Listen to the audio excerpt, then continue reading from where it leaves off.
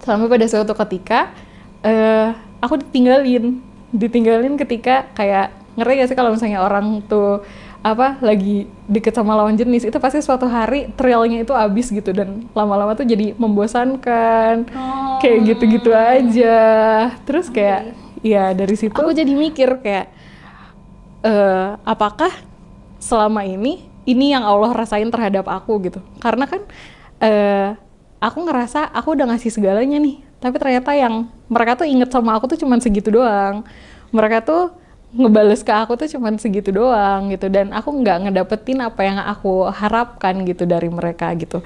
Terus aku mikir, apakah selama ini ketika aku ngelupain Allah, aku udah tahu nih aturannya Allah kayak gimana, apakah kayak gini juga yang Allah rasain terhadap aku gitu, karena aku ngelupain Allah gitu selama ini.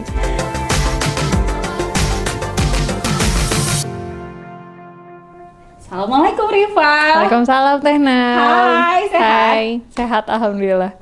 Rifa itu kita kenal dari Vkom Unpad. Yes. Kita satu alma mater, sama-sama di Vkom Unpad. Bedanya aku jurusan jurnalistik, Rifa Ilmu perpustakaan. Angkatan 2000, nggak usah angkatan ya. Gak apa-apa, gue 2014, gue tua guys. Punten ya, saya lebih tua. Oh, gak apa-apa, beda dikit. Kita sudah tua. Kenal di BKI. BKI itu rohisnya Vkom. Iya. Jadi jadi waktu itu, aku 2 tahun di atas kamu ya. Pertama kali ngeliat Rifa itu aku lupa tepatnya kapan. Pokoknya yang aku paling ingat dari Rifa adalah salah satu adik tingkat di BKI yang bukan dari awal Iya, masuk kan? iya betul. Bukan dari maba kan? Iya. Bukan dari maba. Kok inget sih Teh? Ingat dong. Iya, wow. Bukan dari maba. Kamu dari tingkat 2. Enggak, aku tingkat 3. Tingkat 3 malah, tingkat 3. Jadi nggak dari awal tuh langsung ke BKI. Iya. Jalan-jalan dulu kayak kemarin dulu, Betul. baru tiba-tiba menemukan rumah di BKI. Iya, betul. Aku mau tahu dong, apa ya? Jadi kalau aku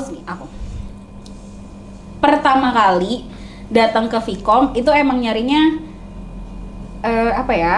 UKM, nyari tempat yang bisa ngebuat aku terjaga gitu. Makanya langsung begitu masuk Vkom, kita tahu lah Vkom banyak ujian dan cobaan yang luar biasa.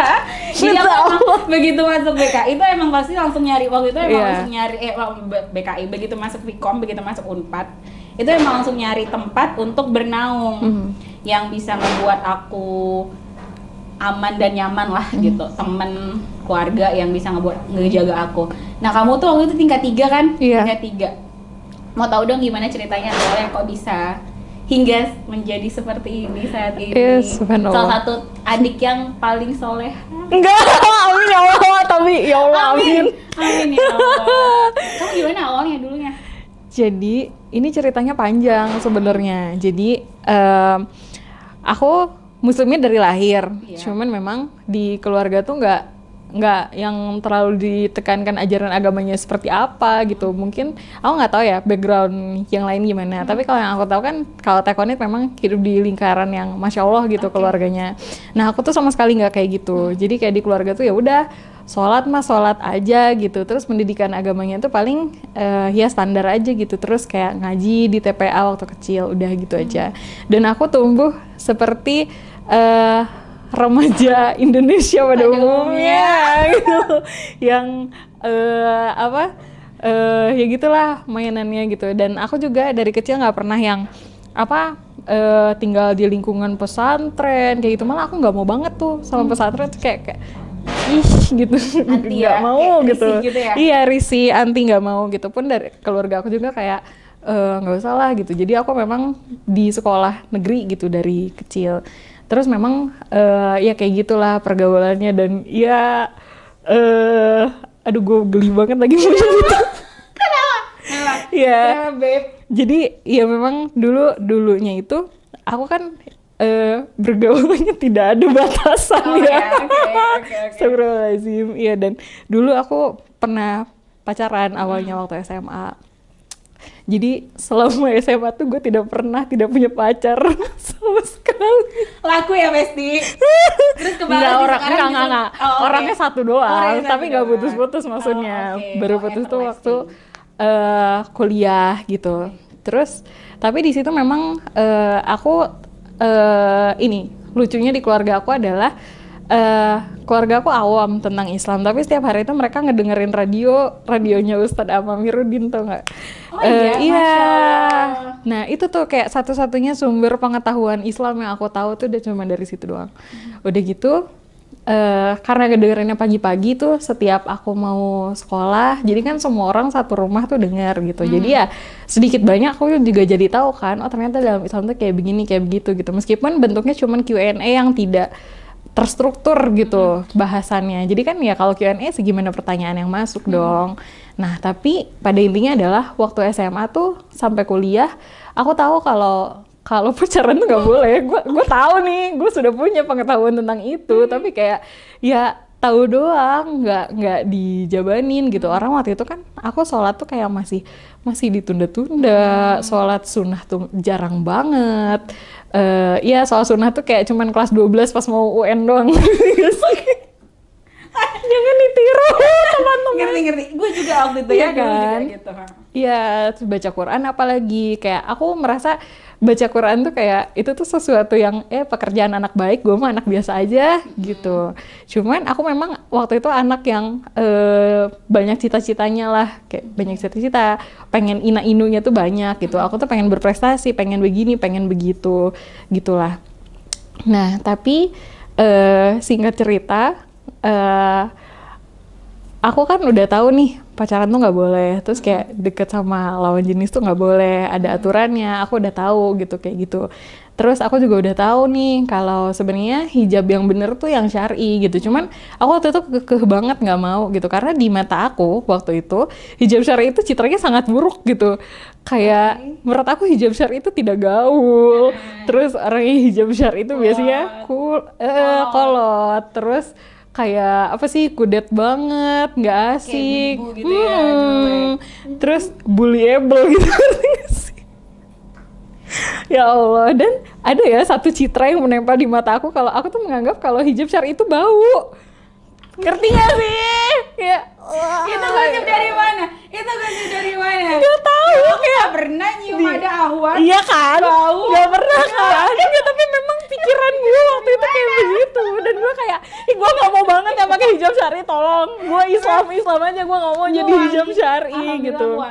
Iya, terus kayak gak mau ikut kajian karena orang-orang yang ikut kajian tuh kayak, ih gak seru. Mereka tuh kayak kolot, tidak cerdas, pemikirannya sempit, kayak gitu-gitulah. Terus kayak pasti orangnya kayak begitu-begitulah, nggak asik gitu. Tapi suatu hari nih setelah gue ya lama lah kan perjalanan si pacaran, deket sama cowok, main sama cowok kemana-mana gitu. Even waktu itu tuh aku tuh di circle yang banyak cowoknya dan ceweknya tuh sedikit, terus kayak kita tuh main sampai kemana-mana jauh lah kayak gitu. Sampai pada suatu ketika aku ditinggalin ketika kayak, ngerti gak sih kalau misalnya orang tuh lagi deket sama lawan jenis, itu pasti suatu hari trailnya itu habis gitu, dan lama-lama tuh jadi membosankan, kayak gitu-gitu aja. Terus kayak ya dari situ akhirnya honeymoon phase-nya udah lewat. Iya, gitu ya? Honeymoon phase-nya udah lewat. Aduh, geli banget honeymoon phase. Tapi intinya kayak gitu. Iya, tapi intinya kayak gitu. Trailnya udah habis, terus kayak mereka mencari orang baru lah intinya dari situ. Dan di situ aku ngerasa kayak, gue kan selama ini mengistimewakan lo gitu, kayak kok kayak gini balasan yang gue dapet gitu, kayak terus di situ kayak. Itu kapan sih? Awal kuliah? Masih kuliah? Kuliah. Iya, dari mulai awal kuliah semester 2 lah. Tapi ini perjalanannya panjang ya. Ini titik balik yang disebutnya tuh sebenarnya bukan titik, tapi 2 tahun lah perjalanannya dari situ. Terus kayak ya aku ada fase-fase kemarahannya lah, kayak ngerasa kayak kok gue diginiin gitu, harusnya nggak kayak gini yang aku dapetin gitu. Nah tapi suatu hari nih di suatu malam ketika aku lagi nangis-nangisnya banget, nangisin dia? Aduh, jangan gitu dong bahasanya. Ya menangisi kehidupan gue lagi. Tolong editor. Menangisi kehidupan masa itu lah ya. Iya, menangisi kehidupan masa itu. Aku jadi mikir kayak, apakah selama ini yang Allah rasain terhadap aku gitu. Karena kan aku ngerasa aku udah ngasih segalanya nih, tapi ternyata yang mereka tuh inget sama aku tuh cuman segitu doang. Mereka tuh ngebales ke aku tuh cuman segitu doang gitu, dan aku nggak ngedapetin apa yang aku harapkan gitu dari mereka gitu. Terus aku mikir, apakah selama ini ketika aku ngelupain Allah, aku udah tahu nih aturannya Allah kayak gimana, apakah kayak gini juga yang Allah rasain terhadap aku gitu, karena aku ngelupain Allah gitu selama ini. Terus dari situ gue jadi kayak ketampar sama pikiran aku sendiri kan, kayak aku jadi ngerasa aku tuh udah tahu aturannya gitu, terus aku juga udah kena batunya nih dari pembangkangan aku sendiri gitu. Terus dari itu aku mikir kayak, aku mau nunggu apa lagi untuk taat gitu, aku butuh apa lagi buat taat. Aku ngerasa kayak nggak bisa kemana-mana lagi gitu loh, kayak udah tersudut dan terpojok. Kayak memang ternyata yang selama ini selalu ada buat aku dan selalu ngedengerin semua curhat aku, yang selalu ngasih lebih dari yang aku harapkan, itu ternyata Allah dan cuman Allah aja gitu. Terus dari situ ya udah, mulai hari itu aku kayak bertekad, aku mau berhenti kayak gini semua. Aku mau mulai belajar untuk menjaga jarak sama lawan jenis, mau belajar pakai kerudung yang benar gitu. Terus mau mulai belajar ya berislam tuh kayak gimana sih, beribadah tuh yang bener tuh kayak gimana sih gitu. Ya karena aku punya Tuhan gitu, aku punya Tuhan yang sayang sama aku, tapi selama ini aku selalu lupain dengan sengaja gitu. Terus ya nggak ada titik kembali lagi selain kepada Allah. Mau kemana lagi sih aku dalam kehidupan ini gitu. Toh selama ini yang aku cari tuh justru semakin aku kejar malah semakin lari gitu kan, manusia ini gitu. Kasih sayang yang aku harapkan ternyata tidak ada gitu. Jadi ya dari situ titik baliknya. Proses pemikiran itu munculnya dari mana, Fa? Dari mana, apakah baca, atau kamu emang tergerak untuk belajar, mencari, ataukah teman-teman sekitar kamu yang buat kamu jadi yang mereka sangat menginspirasi mungkin, atau apa gitu? Sejujurnya karena nggak mungkin tiba-tiba aja gitu kan. Iya. Kayak kamu patah hati langsung Allah ngerasain hal yang sama gitu. Allah langsung muncul pemikiran, Allah jangan-jangan kayak gini gitu. Kan ada prosesnya tuh pasti ya, gimana bisa mengerucut ke pemikiran kayak gitu. Nah bisa jadi waktu itu aku juga nggak bisa narik satu garis lurus dari mana ya, tapi yang jelas kalau aku lihat beberapa faktornya adalah, pertama dari didikan orang tua tuh pasti ada. Meskipun orang tua aku bukan orang tua yang ustazah gitu, yang biasa aja mereka, cuman tetap ada gitu sisi Islami yang mereka tanamkan kepada aku gitu. Kewajiban untuk sholat, terus kayak tauhid itu sendiri kan tetap orang tua yang ngajarin ya, yang pertama kali gitu. Kalau Allah tuh ada loh, Allah tuh yang ngurusin kita loh, berdoa tuh sama Allah gitu, minta apa-apa tuh sama Allah gitu. Terus kedua dari guru-guru ngaji aku dari aku kecil sampai sekarang gitu kan, mereka yang mengajarkan aku untuk baca Quran meskipun tidak pernah aku terapkan ya waktu itu. Terus dari ini juga, dari ya siaran radio yang diperdengarkan orang tua dari kecil gitu, sama dari teman-teman aku juga ada gitu. Dari teman-teman aku yang waktu itu memang aku udah kenal beberapa temanku yang solehah sekali gitu, cuman ya udah lu soleh-soleh aja, nggak usah ngajak gue gitu. Aku masih berteman sama siapa aja. Iya, berteman sama siapa aja gitu. Tapi sedikit banyak mereka ngasih influence ke aku gitu, karena aku ngelihat ternyata ada ya orang yang ngafalin Quran beneran tuh ada gitu.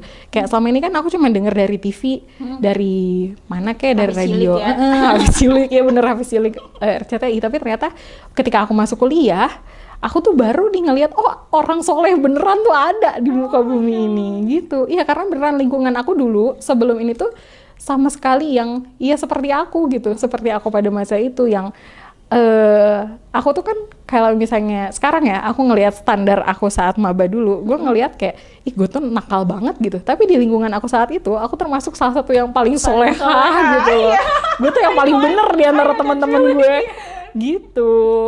Iya benar-benar. Iya, terus nah di situ karena maksudnya sebanyak-banyaknya pengetahuan Islam yang aku tahu saat itu, ya kan cuma segitu-gitunya kan. Aku cuma tahu sholat itu wajib, aku cuma tahu Rasul itu Rasulullah, tapi sisanya aku nggak tahu apa-apa sama sekali gitu tentang Islam. Terus akhirnya di situ aku mintalah sama Allah, ya Allah, aku mau tobat nih, tapi aku bingung, aku mau tobat tuh aku harus apa, harus ngapain, harus gimana, mulai dari mana gitu.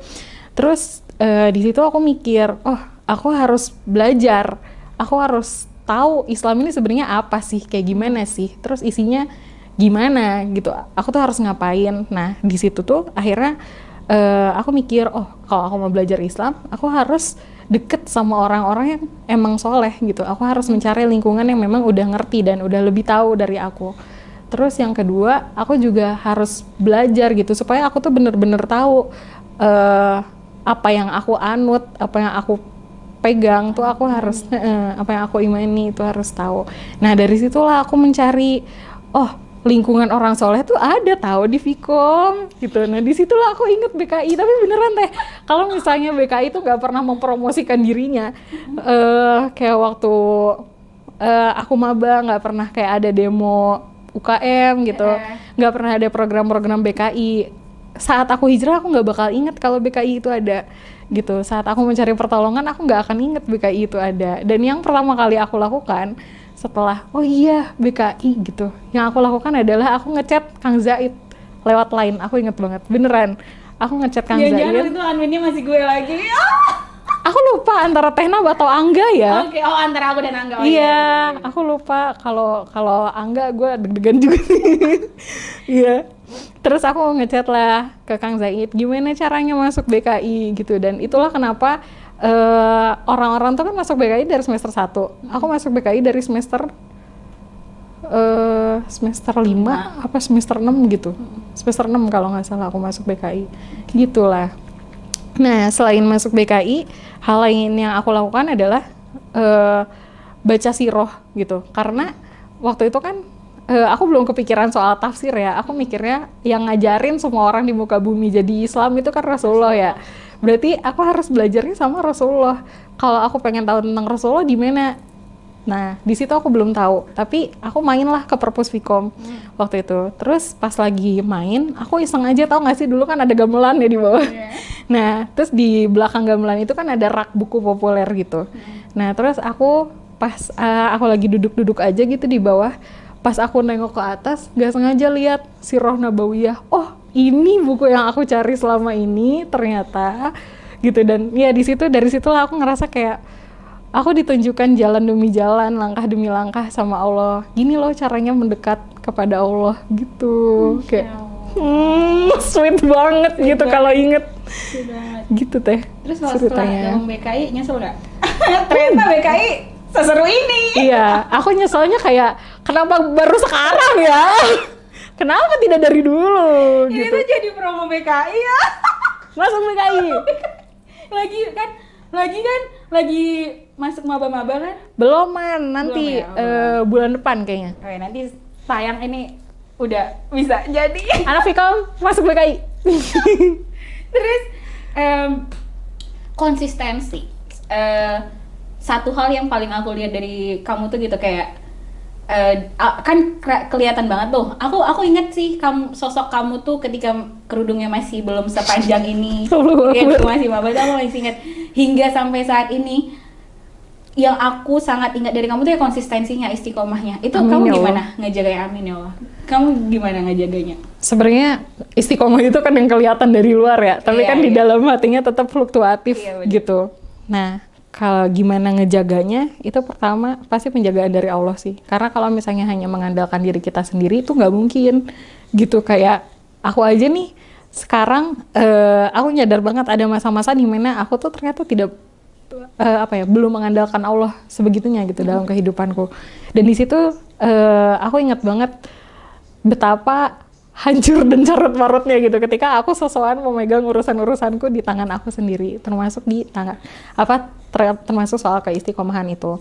Ya, terus ya aku juga ngeliat kan gimana teman-teman aku yang dulu nih circle aku sebelum hijrah itu kan masih berteman juga ya sama aku gitu, dan aku ngeliat gimana dalam kehidupan mereka ternyata ketika kita tidak ada di lingkungan yang berusaha mendekatkan diri sama Allah tuh ternyata kita bisa benar-benar lost gitu dalam kehidupan ini, karena kehidupan ini kan keras ya Bu, keras, sulit, terus kayak pasti ada masa-masanya dimana kita ngerasa ujian hidup tuh sangat menenggelamkan gitu, dan ketika kita punya Allah gitu, kita sadar kita punya Allah, kita tuh jadi ingat lagi bahwa oh kehidupan ini tuh bukan sesuatu yang sia-sia loh, ada sesuatu yang kita tuju gitu, yaitu surganya Allah, ridhonya Allah, kasih sayang Allah gitu, dimana kita tahu kalau kita berhasil meraih itu semua, maka kehidupan ini tuh bakal ada istirahatnya gitu, bakal ada udahnya gitu ujian-ujian hidup ini. Tapi ketika aku ngelihat teman-teman aku yang ya mereka masih seperti aku dulu gitu, belum ya masih ada di fase seperti aku dulu lah, gimana mereka itu bisa hilang dalam ujian hidup ini, bisa merasa sangat tenggelam gitu dan sangat berat gitu yang mereka rasakan gitu, karena ya mereka belum memahami kalau ujian hidup ini tuh ada yang ngatur gitu, ada yang seberapa berat dan ringannya tuh Allah yang ngatur. Terus mereka belum memahami kalau ini semua tuh bakal ada udahnya kok, ini semua tuh bakal ada selesainya gitu. Nah, ini yang membedakan gimana ya bahasanya? Ini yang bikin aku ngerasa bahwa oh ternyata mengenal Allah itu sangat beruntung ya gitu, kita jadi ngerasa kayak kehidupan ini tuh worth it untuk dijalani gitu, karena ada rewardnya, karena ada ketemu Allahnya nih nanti di akhir gitu, bakal ada puk-puknya lah dari semua hal ini gitu. Dan aku juga ngelihat kayak gimana mereka itu ngerasa sendirian dan kesepian gitu karena nggak ada lingkaran yang menjaga mereka. Sedangkan kan kita malah kebalikannya ya, kita punya lingkaran yang baik, malah kita yang dikejar-kejar gitu sama orang-orang ini. Ayo ngumpul, ayo rapat, ayo begini, ayo begitu gitu loh. Nah di situ aku ngerasa kayak wow, aku beruntung sekali gitu, ada yang ngingetin aku untuk beribadah, ada yang ngingetin aku untuk berbuat baik gitu ya, meskipun akunya banyak kekurangan ya, kayak gitu sih. Sama mungkin kalau ikhtiarnya adalah doa. Jadi saat ini aku sedang merutinkan doa, ya Allah istiqomahkanlah aku di jalan ini gitu, jagalah aku di jalan ini gitu, karena kan ngerasa ya makin kita dewasa ujiannya juga makin dahsyat gitu, badannya sama kayak badannya makin kencang, kayak pohon makin tinggi kan anginnya makin gede ya, kayak gitu. Aku minta ya Allah, minta diistiqomahkan di jalan yang baik, apapun masalah yang menimpa, semoga itu tetap semoga itu tidak melemparkan aku dari hidayah yang udah Allah kasih gitu sih. Minta, karena pada intinya istiqomah itu bukan perkara usaha kita aja, tapi perkara Allah yang ngasih. Allah yang bisa ngasih kita itu. Kalau reaksi keluarga dan ngelihat perubahannya kamu kayak gimana? Ini rada gonjang-ganjing juga sih. Jadi gini Teh, waktu apalagi di keluarga ya, dulu kan terutama mama papa aku tuh rada kaget juga gitu pas ngelihat aku pakai kerudung panjang, tiba-tiba pulang pakai kerudung panjang. Kenapa nih anak gue? Yang awalnya harus di brainwash dia. Beneran. Aku tuh sempat sampai kayak gitu. Terus setelah ikut BKI aku ikut Smart tuh. Nah terus pas Smart itu sempat rapat di Bandung, dan ya teman-teman anak Smart tahu sendiri lah, mereka soleh-soleha, yang kerudungnya panjang-panjang. Sempat ada teman kita yang pakai niqab juga kan waktu itu. Terus waktu itu aku dianterin lah sama papa aku buat rapat Smart. Terus mereka kan baru pada turun angkot tuh. Kelihatan kan mereka semua kayak gerombolan ini mau kemana, banyak banget. Gerombolan gitu. Bidadari. Amin. Terus papaku kaget. Itu kan hari Minggu. Besokannya pas aku mau berangkat ngampus, itu tuh aku sampai diinterogasi sama orang tua aku. Jadi kayak aku lagi makan nih, terus tiba-tiba mama aku duduk di sini, papa aku duduk di sini, terus aku diliatin yang ditanya, Rifa kemarin ngumpul apa? Digituin. Kayak gue tuh nangkapnya mereka tuh kayak takut gue ikutan aliran sesat gitu kan. Padahal ya di situ aku ngejelasin lah cerita, oh itu kegiatan buat kepalestinaan, kenapa nggak cerita acaranya apa, ya kan karena belum launching kan waktu itu, mana bisa gue cerita gitu, nanti nggak surprise kayak gitu gitulah. Akhirnya sempat dicurigain dari lingkungan pertemanan juga, jujur ada beberapa temen yang akhirnya nggak bisa sedekat dulu lagi gitu. Pertama karena mereka lawan jenis, kedua ya mungkin mereka sempat ada ngerasa kayak, kok Rifa jadi kayak gini sih sekarang gitu. Pun aku sebenarnya saat itu sangat sedih gitu untuk meninggalkan mereka. Tapi aku tahu kalau aku beneran sayang sama mereka, justru ini yang memang harus kita lakukan gitu. Kita nggak bisa hangout bareng-bareng terus gitu. Kamu ada circle-mu sendiri, aku juga ada circle-ku sendiri gitu. Tapi ya aku tetap berusaha, aku tetap menjaga hubungan baik gitu. Maksudnya yang saya hi mah masih, cuman yang nggak bonceng-boncengan kayak dulu, nggak kemana-mana bareng-bareng kayak dulu gitu. Makan siang juga aku makan siangnya sama teman-teman yang cewek-cewek sekarang kayak gitu. Terus sama orang tua juga nggak ada penolakan kan? Ada nggak? Alhamdulillahnya nggak. Kontra gitu sama pemikiran kamu sempat? Kalau kontra pemikiran iya. Oh iya. Sampai sekarang malah kalau iya gitu. Kalau dari paling besarnya dari situ. Agama gitu, mungkin cara sholatnya nggak kayak gitu, atau harusnya berjilbab emang nggak kayak gitu juga nggak apa-apa gitu, suka pernah kejadian kayak gitu? Kalau di keluarga besar papa pernah, cuman aku nggak terlalu ambil pusing juga sih, karena ya aku tahu ya yang benernya kayak gini gitu. Aku tahu apa yang aku lakukan gitu, aku tahu syariatnya kayak gimana. Jadi ya kalau orang mau komentar apa-apa ya terserah lah gitu, kayak udah bodo amat sih kalau tentang itu mah gitu. Cuman kalau dari orang tua untungnya nggak terlalu gimana, biasa aja, nggak ada kontra yang gimana ya. Justru malah ibu aku yang ikut hijrah juga. Oh iya? Iya, jadi gimana ceritanya? Aku ketika waktu itu kan ada rasa pengen dong, ketika aku sudah merasakan nikmatnya iman, aku pengen keluarga aku juga ngerasain, oh, ternyata berislam yang bener tuh menyenangkan ya, kenal sama Allah tuh ternyata seru ya, hidupku jadi lebih berwarna, jadi lebih meaningful dari sebelumnya. Terus aku mulailah ngajakin mama aku, ngajakin adik aku ikut kajian. Terus ternyata mereka suka. Waktu itu aku ngajakinnya ke kajian yang pemuda hijrah, itu kan nggak jauh dari rumahku ya, kajiannya Shift di Masjid Al-Latif. Iya. Terus mereka suka, dan ketika aku mulai kerja di Jatinangor, mulai nggak bisa tuh, kan sering ke Bandung gitu. Tapi akhirnya mereka berangkat sendiri, berdua, tanpa aku gitu. Rajin ikut kajian, malah sekarang mereka yang nyari-nyari. Kayak, ya kajian di mana. Alhamdulillah gitu. Seneng masih ya? Seneng banget. Ya. Kalau, Jatinangor, emang kalian kerjanya di Jatinangor, kerja di mana? Sebut nih. Sebut lah. Di Odelia Hijab. Oh iya, Odelia Hijab tuh. Kalau mau kepo Odelia Hijab tuh pinnya. Ya ini pinnya Odelia Hijab. Lagi nggak pakai ya? Iya. Lagi nggak pakai hijabnya Odelia. Maaf ya. Nggak dibawa hijabnya di kosan. Oke. Kalau tantangan hijrahnya sendiri, ada nggak kamu yang gila, hijrah tuh ternyata nggak, ya pasti ada dong, pasti ada anak-anak dan durinya tuh pasti ada kan? Ada. Ada nggak momen yang buat kamu, ya Allah peluk aku gitu? Ada. Ya terutama mungkin ya itu dari keluarga itu tadi ya, ada saat-saat dimana aku ngerasa kenapa sih aku diginiin banget gitu. Meskipun ya kadang aku bodo amat, tapi kadang ada juga rasa-rasa kayak gitunya gitu. Aku pernah nih ya, kan sekeluarga udah tahu nih aku tuh nggak mau pacaran lagi gitu. Sedangkan umur aku sekarang kan udah menjelang 27 ya, udah hampir 30 teman-teman. Hai Retino. Aku tahun depan. Iya, udah mulai kayak gitu. Terus kayak mulai ya biasalah dari keluarga udah mulai nanya, Rifa mana calonnya?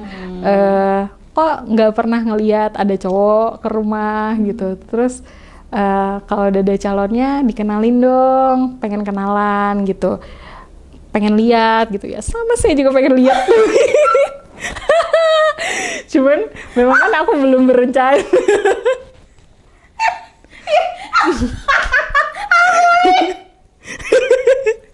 Maaf netizen. Ya Allah. Udah ini susah nih. Iya gue juga pengen ya. Yes, gue lebih pengen. Iya kan? Mohon maaf, gue juga penasaran. Kayak gitu. Terus, ya cuman kan itu kan pernikahan itu sesuatu yang serius ya, dan harus sesuatu yang bukan kayak pacaran yang impulsif, gue naksir, gue mau nikah sama dia aja gitu. Padahal kan belum tentu orang yang kita suka itu orang yang kita butuhkan kan. Terus ya kadang ada keselnya juga gitu, ngapain sih lu ribet banget nanyain, lu bantuin biayanya juga enggak gitu. Kadang ada rasa-rasa kayak gitu. Cuman kan aku ingat lagi gitu, ketika dalam ya beginilah gitu kondisi dakwah sesungguhnya gitu, kita berdakwah, kita ada di lingkungan orang-orang yang belum paham kalau syariat itu sesuatu yang baik gitu, dan itu nggak bisa kita berekspektasi orang lain untuk, kan lu Islam, lu yang harusnya belajar dong, ya enggak, yang Allah kasih hadiah berupa hidayah duluan itu kita gitu. Jadi mau nggak mau kitanya yang bersabar gitu, dan kitanya yang menyampaikan itu dengan cara yang baik gitu kan. Dakwah tuh kayak gitu ya, menyampaikan dengan mau izah hasanah. Ya gue lupa lagi ayatnya, tapi kayak gitulah. Pokoknya intinya kitanya yang harus bisa mendeliver itu dengan cara yang sekiranya bisa mereka terima kayak gitu. Dan ya disitulah aku berusaha untuk ya sabar. Mereka belum ngerti kalau pengen marah, justru nanti merekanya yang ngejauh. Orang yang katanya hijrah, orang yang udah ngerti malah marah-marah terus gitu di keluarga, nggak kayak gitu. Dan ya disitulah ujian terbesarnya gitu, salah satunya di keluarga juga. Terakhir, tips untuk teman-teman yang lain yang mungkin ada di masa ketika sama seperti kamu dulu, seperti Rifa dulu, ada nggak tipsnya buat teman-teman yang lagi mencari? Tipsnya adalah jangan termakan sama branding yang ditempelkan orang-orang terhadap Islam, terhadap orang-orang yang berhijrah, terhadap ya mereka-mereka yang berkerudung panjang, mereka-mereka yang udah mulai gitu ke masjid. Iya beneran, gue juga dulu mikir kenapa gue bisa mikir orang yang syar'i itu bau ya, padahal sekarang nih kalau misalnya gue boleh ngasih testimoni, kan aku sekarang ya alhamdulillah sudah mengenal agama ya, sudah beragama, ya ikut ke masjid, gitu kajian. Itu dari mana sih, Rizka? Nggak tahu, gue juga nggak ngerti. Tuh pokoknya jadi mata gue kerudung syar'i itu bau, padahal yang enggak sama aja gitu. Dan masjidnya tuh wangi gitu, kayak pun di tengah ahwat-ahwat ini mereka tuh wangi, tidak ada yang bau. Apalagi kalau misalnya, tau gak sih kalau di masjid TSM ya, kan itu tangganya spiral nih. Kalau misalnya kita turun dari tempat ahwat tuh ke bawah, pas di tangga itu wangi banget. Seperti wangi bidadari surga. Masya Allah, kayak amin. Gue di situ jadi kayak mikir kenapa gue dulu bisa mikir kerudung syar'i itu bau ya gitu. Alhamdulillahirrahmanirrahim. Satu hal yang paling aku seneng banget tadi dari percakapan kita tuh adalah gimana kamu berusaha untuk menanggalkan brand-brand negatif soal Islam. Itu harus banget tuh.